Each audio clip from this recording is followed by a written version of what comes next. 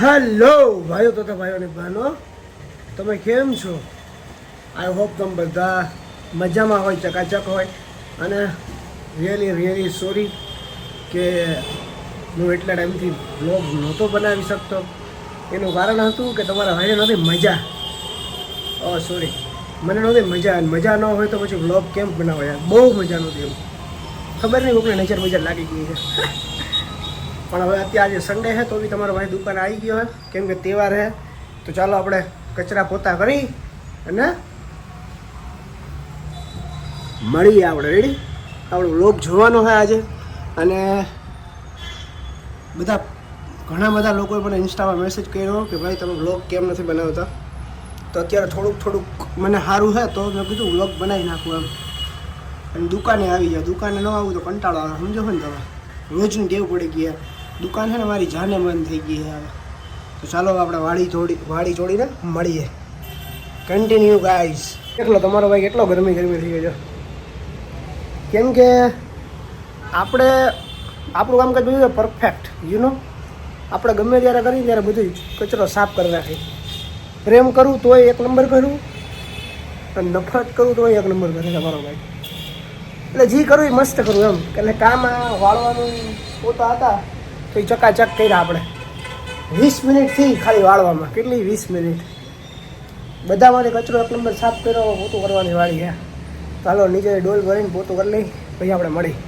આમ જો ગરમી થઈ ગઈ એટલી. પછી લોકો કહે કે વિરાટભાઈની જિંદગી તો એક નંબર હે ને ભાઈ તમારી? આજો દાઢી નથી કરાવી ગઈ તો આપણને સબ કરી लिया. પોતા હોતા કચરા વચરા દુકાન કા. મને છે ને ભાઈ એટલી મજા નહોતી ને કે આવું મારી યાર કોઈથી થયું નથી. પણ એક વસ્તુ તમને એવું ફીલ થાય, હું એવું કહેતો નથી તમને એવું ફીલ થાય ને તમે એવું માનતા હશો તો. હું એવું માનતો નથી પણ મને એવું ફીલ થાય કે માન મારી બોડી બને ને વ્યવસ્થિત ચકાચક એમ બોડી બને. મને એમ થાય ને કે હવે થોડાક ટાઈમમાં તમારો ભાઈ બોડી બિલ્ડર થઈ જાય તો તો હે ને યાર, કાં હું માંદો પડી જાઉં, કાં શરદી થઈ જાય, કે ઉધરસ થઈ જાય, કે તાવ આવી જાય.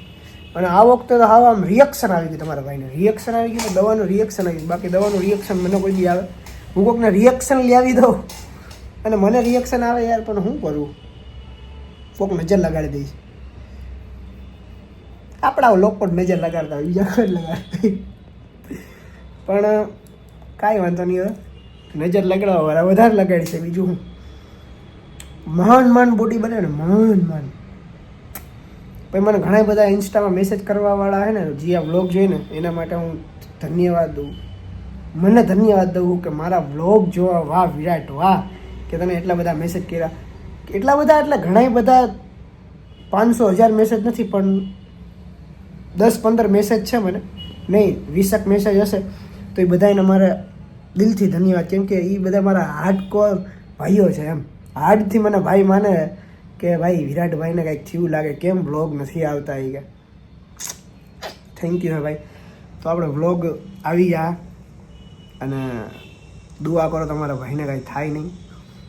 અને તમને બધાને બી મસ્ત ચકાચક. કાલે આપણે મૂકી દઉં આ વ્લોગ. આજે સન્ડે છે તો હું આવ્યો હું દુકાને, કેમ કે ઘરે કંટાળો આવે ને યાર. એટલે તો સાથે રહેજો તમે. તમારો ભાઈ આવી જ રીતના વ્લોગ બનાવતો રહે. ક્યારેક વચમાં નહીં આવું તો ઉપાધિ કરતા નહીં, આવી તો જાય જ હું એમ. આપણે કાંઈ લાઈક હાટો ને વ્યૂ બનાવતા નથી. આપણા જેટલા ફેન છે ને, આપણા ભાઈઓ એ છે ને, એ જોઈને આપણા વ્લોગ તોય મને મજા આવી જાય એમ. તો થેન્ક યુ તમને બધાને પાછું. તો આપણે દુકાન વધાવીને ઘરે આવી ગયા છે. ઘરે જમી લીધું. પણ આપણી ફ્રેન્ડ બોલે તો ભાઈબંધ છે આપણો શિવ, એ આવ્યો છે. તો એની યાર આપણે જઈએ ફરવા એટલે એને ડેમે જવું હોય તો ડેમે જાઉં. એના માટે હું બીએડ કરવા ન ગયો. આજ જવું હતું સવારે પણ ન ગયો. તો આપણે જઈએ ડેમે. તો હાલો આપણે ભેગા ડેમે. જો કાવો પી છે ઉપાડી ઘરમાં 1 નંબર લીધો મેં. ચોખ્ખો સેન લીધો તારો ચકાચક. કંઈક બોલ તો ખરા, કંઈક બોલ તો ખરા તો ખબર પડે ને આમાં. બાકી તને બધા મૂંગો સમજ છે. સમજવા દે. હા સમજવા દે.